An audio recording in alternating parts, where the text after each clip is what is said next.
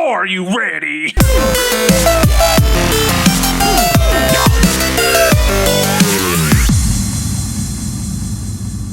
The master category section of every week is when we get to talk about the tokens we drew the week before, which give us our categories. We pick our topics based on those categories. Luke, you finish things off. Why don't you pick it up for us? Okay.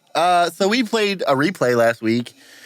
Jared. I want to cut together a video of Luke going, okay, because I feel like we would have 300 instances over the last 4 years, 3.5 years. It just, the whole time you were talking, it looks like you're wearing a turtleneck. It's my beard. No, you're talking about him. Him. Yeah. Like if I did this? Yeah, you look like you're wearing a Steve Jobs black turtleneck. Like you're going to go to a poetry slam after this is over. Yeah. My beret's back there. Oh, I want that to be real. Do that, please. Did you say his baby Rays? Yeah. Carrying barbecue sauce with me everywhere. All right, let's get back to it. We did a replay. Jared, in that episode, gave us all our own categories. So I have toys and games. I'm talking about a video game. You like this? You guys like this? I love your use of camera now. What? You're really getting into the into the video visual format. Stepped into your own, really. I think we've seen you blossom right before our eyes. I'm going to look right at the camera and do exactly what you did. Boom. That looks pretty good. Right? It feels good to watch it. Have you tried? Boom. 2. Have you tried looking at what you're doing while doing it? That's what you just did. Sudden fingers. Anyway. Go ahead. I'm talking about a game. I'm talking about Divinity 2, Original Sin. So what this game is a turn-based strategy RPG. And Divinity 1, the original Divinity, was a super popular game. This one came out in September of last year, and it has amazing reviews. Like 5s on a scale of 1 to 5, 9.5, 9.9, 10s. Like, it is such a great game. So you guys know turn-based RPGs like Final Fantasy Tactics, stuff like Front Mission 4, like those type of games. Yeah. It's the same thing, way better graphics and a lot more.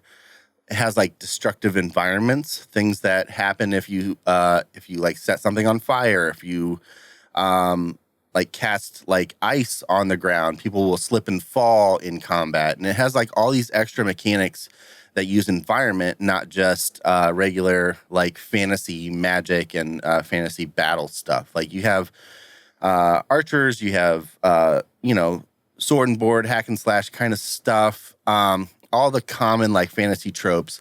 But then you also add this mechanic of like environmental stuff. Super awesome game.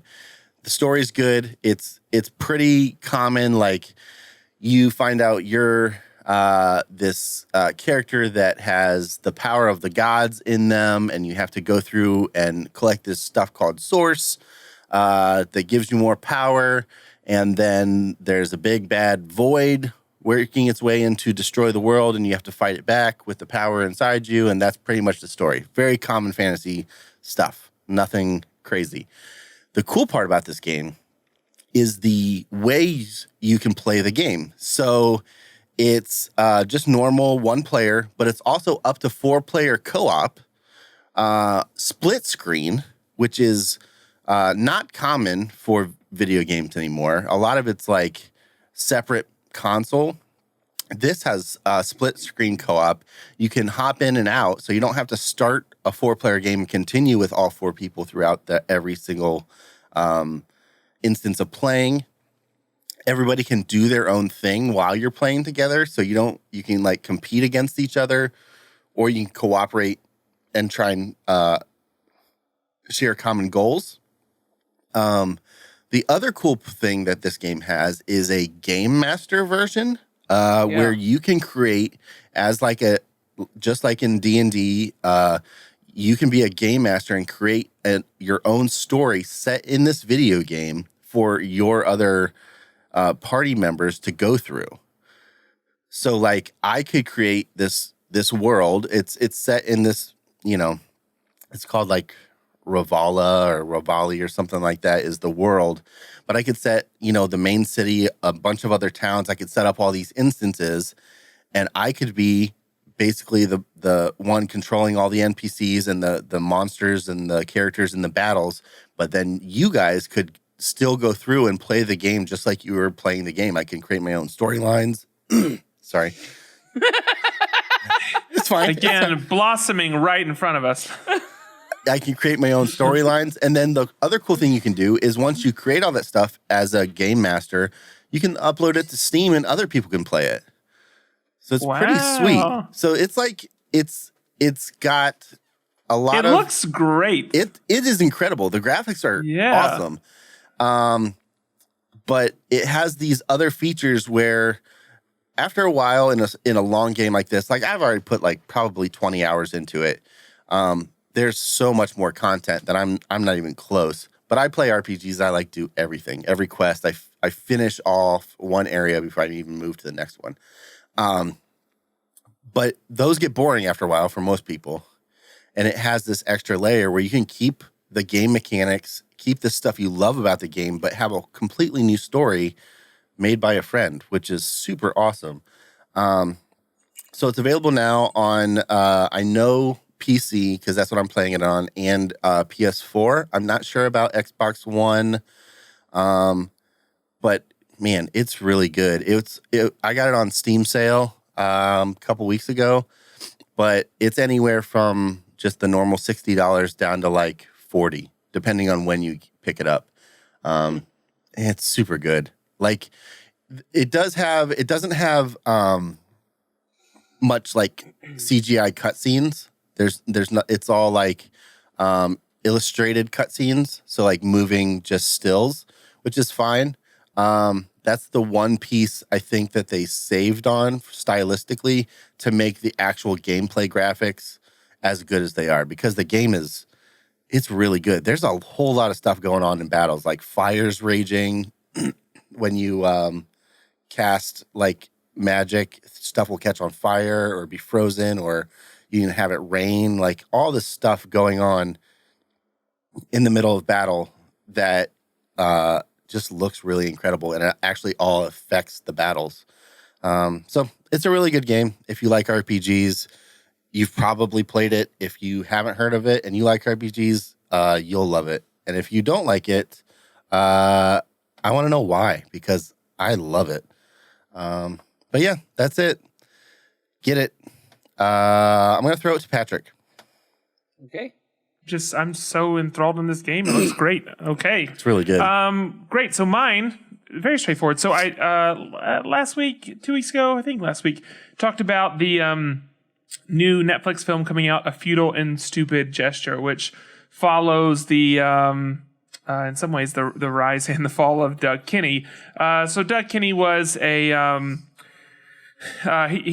one of the founders of National Lampoon. Mm-hmm. So the idea is that he met a close friend when he was going to Harvard, and they worked for I believe it was the Harvard Lampoon, and then they left Harvard. And at this point you're supposed to either continue education or you're supposed to get a job. And he decided he didn't want to do either one of those. He wanted to continue doing the Lampoon, basically. So he decided that he wanted to run his own paper and, try to license out or buy out the Lampoon name. And instead of being the Harvard Lampoon, make the National Lampoon.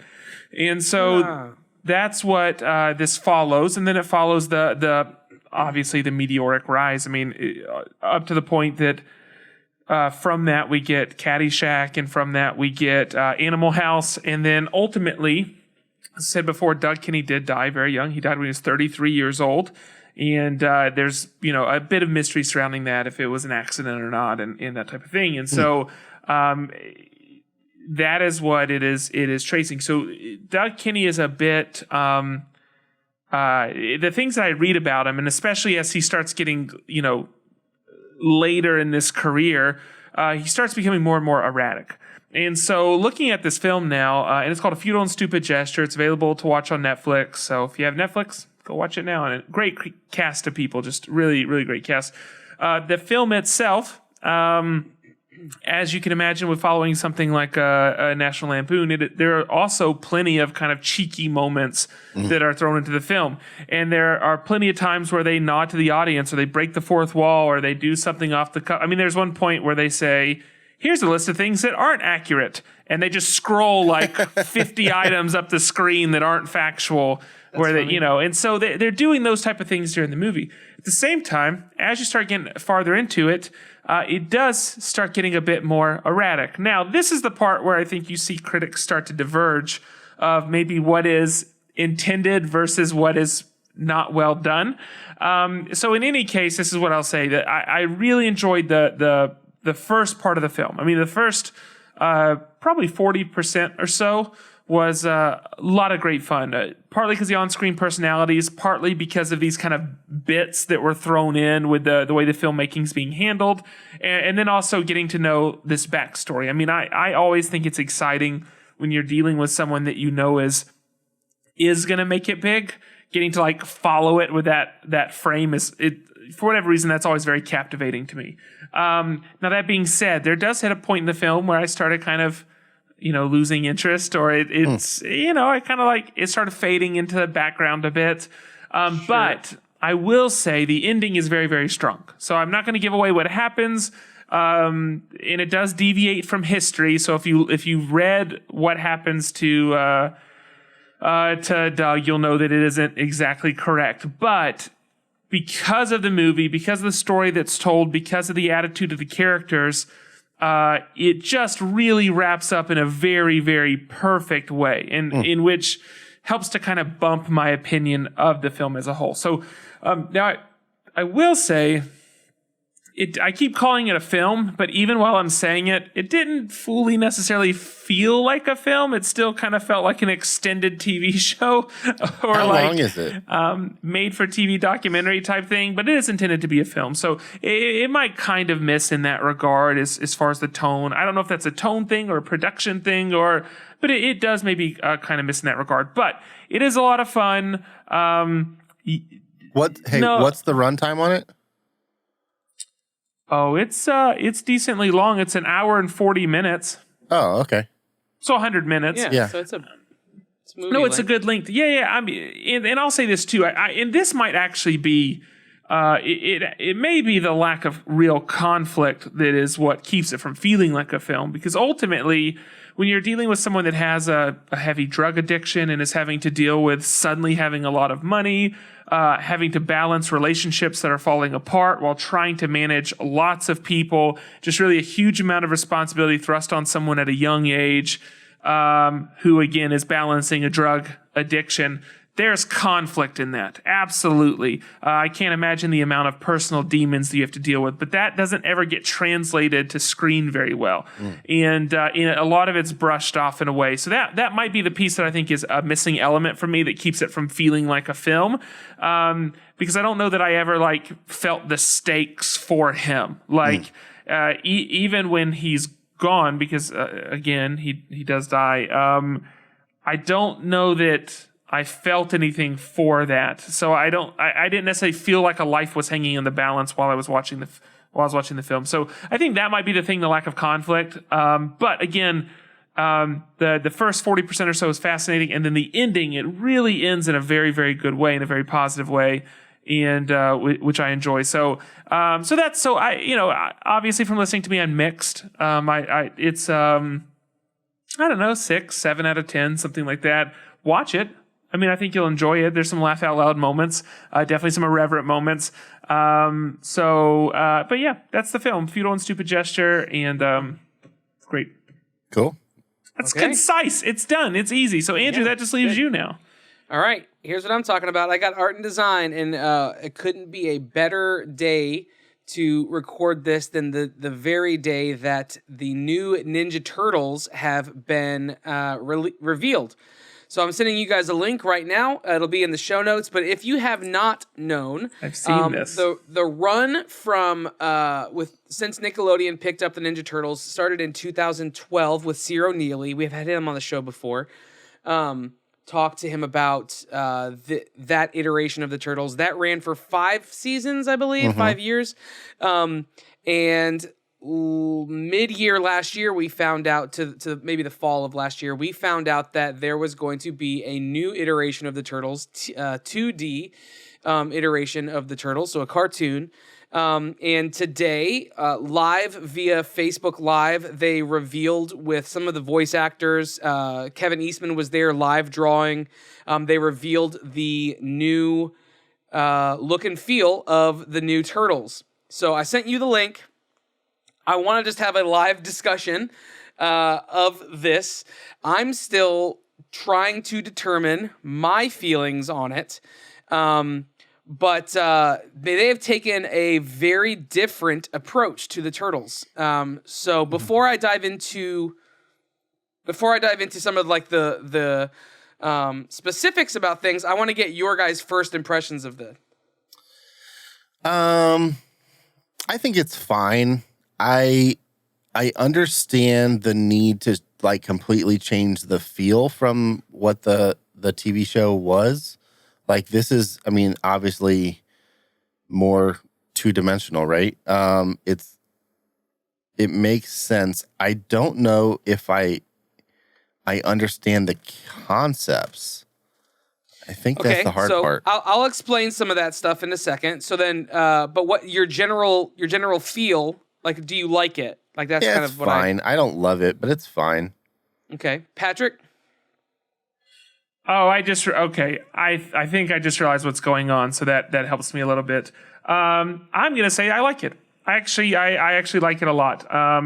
Do we know like the typical audience for this show, like the age group? I would say probably 8 to 12, maybe 8 to 14. 8 to 12, and then all of the dads of those kids. Yeah, right. I like that it's vibrant. You know, for some reason the other set of Turtles felt a bit dull to me from a color perspective. Yeah. And so I like that this is vibrant.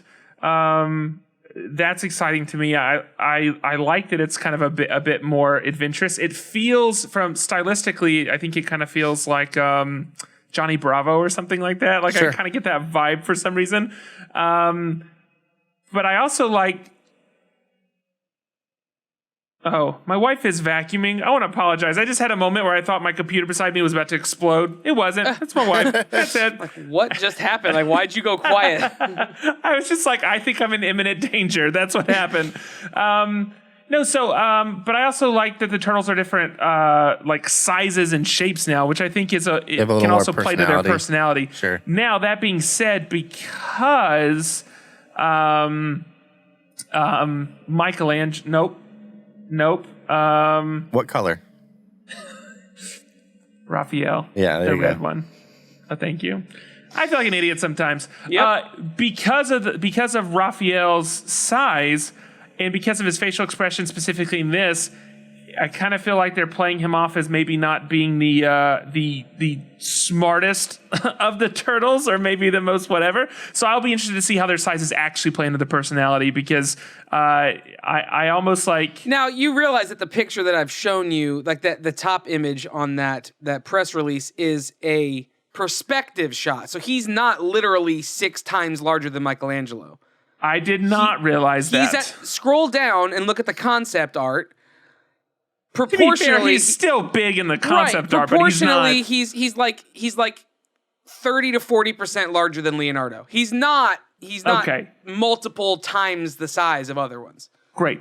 I was having trouble understanding what you meant by that, and then I scrolled back up to the top and saw like the key art and was like, surely he doesn't think that's the scale. He's a monster.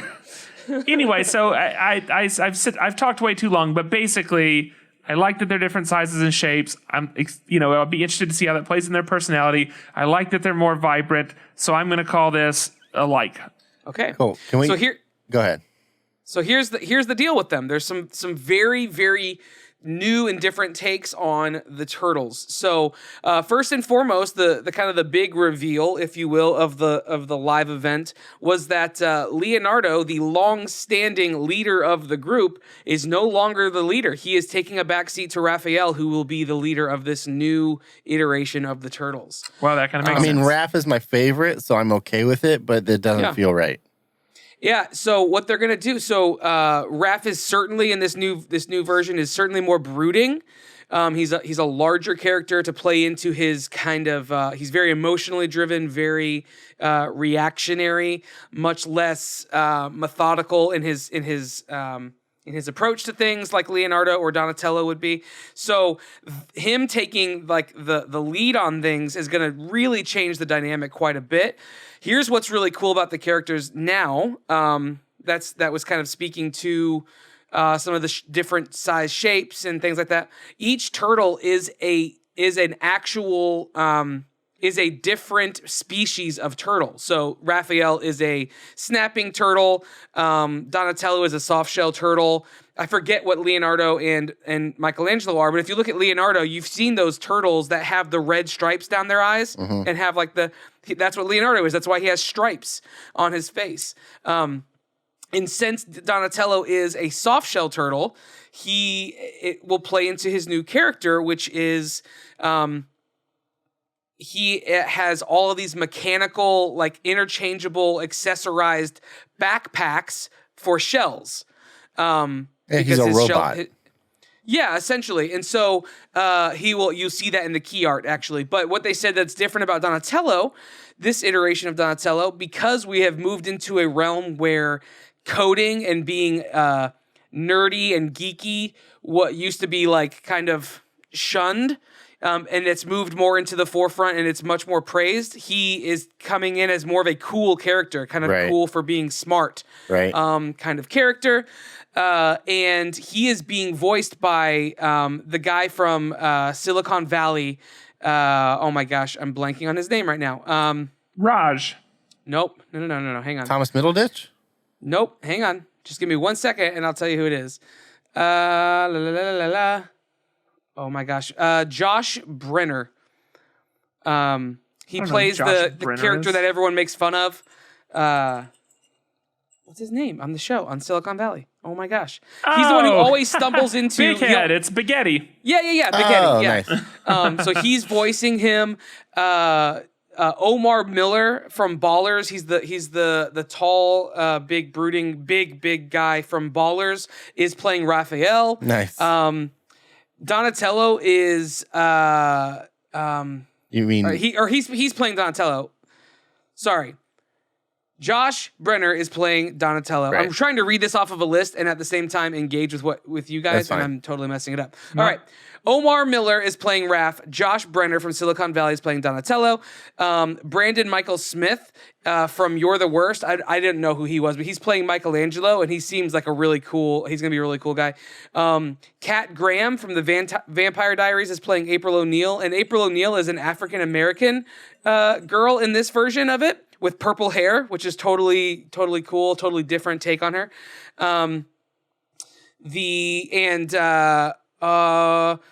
Oh my gosh, the final guy, Leonardo, is going to be played by,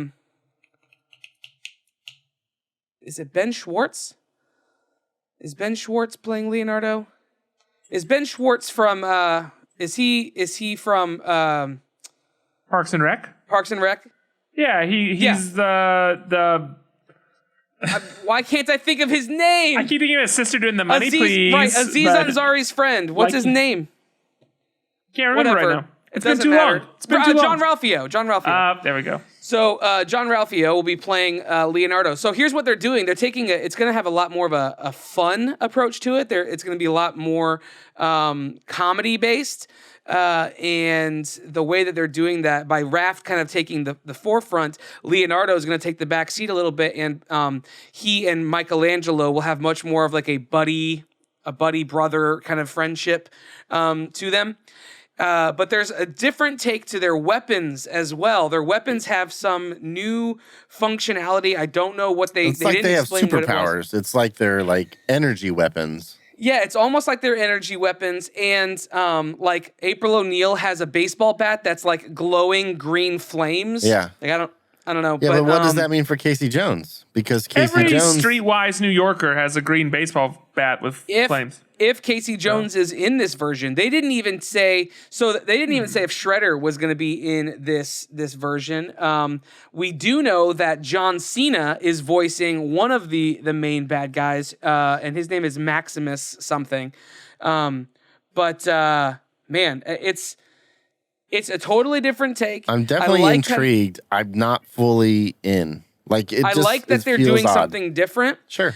The vibrancy that you talked about, Patrick, is exactly right. What I do love about Michelangelo, their personalities come through a lot. It's kind of like kind of a cartoon version of what they did with the 2007 and 2014 movies, where their personalities come through in their outfitting, as opposed to just being all, the same, but just a different color bandana.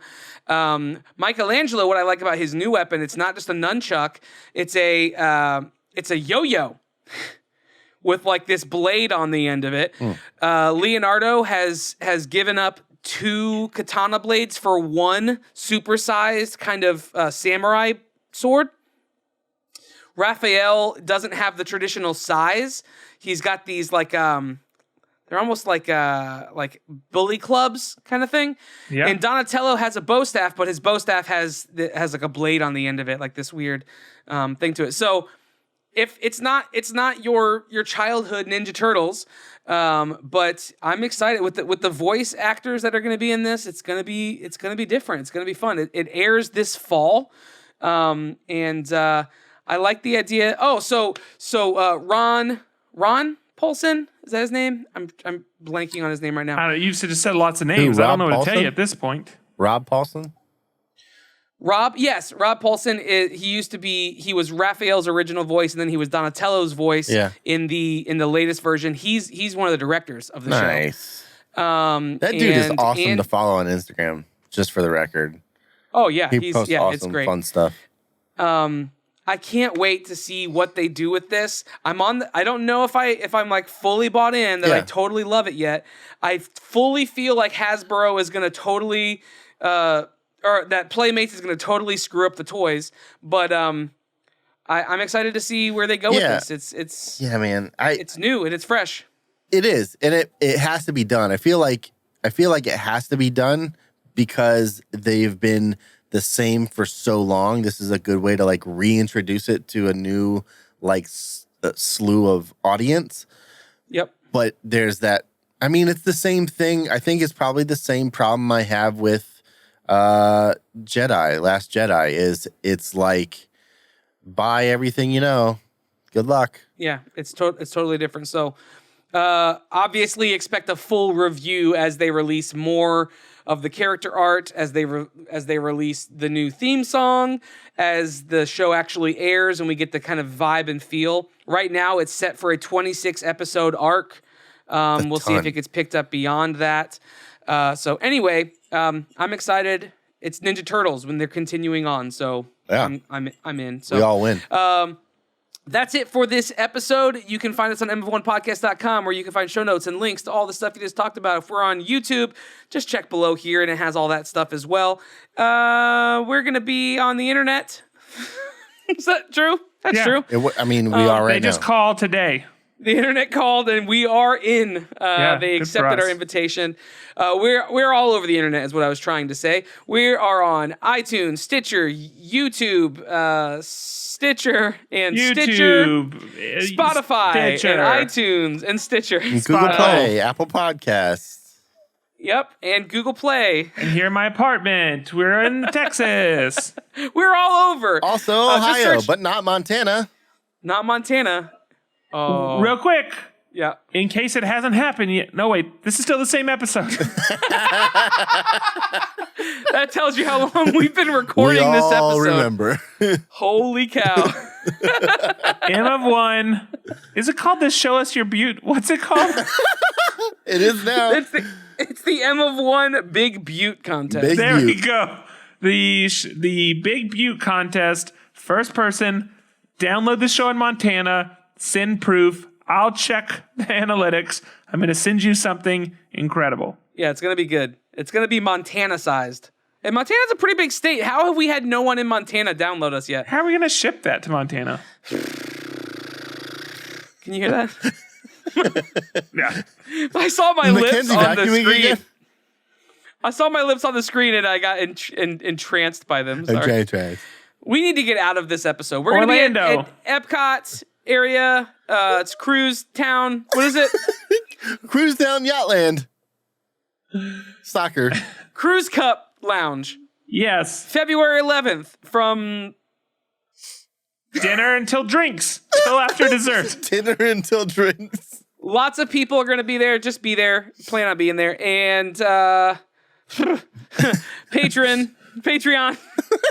We just need to get out of here. I'm sorry. Hey, full disclosure. This week, we are talking to Jason Edmiston, and we're getting ready to talk to him. Edmiston. No, it's just Edmiston. I think it's Edmiston. I'm not We commenting. should find it out before we talk to him. I'm not commenting. No, it's Edmiston. Edmiston. Okay, well, ISTN. Mark Bricky calls him Edmiston several times on his episode. So Love you, Mark. that's where I take all my cues from Mark. But he's going to be on this week, and so we're getting ready for that interview. And I'm like now all just inside of my own head because that's going to be an amazing conversation. But for now, we're going to get out of this conversation. I'm Andrew. I'm Andrew. I'm Luke. Bye. Hold on to your butt.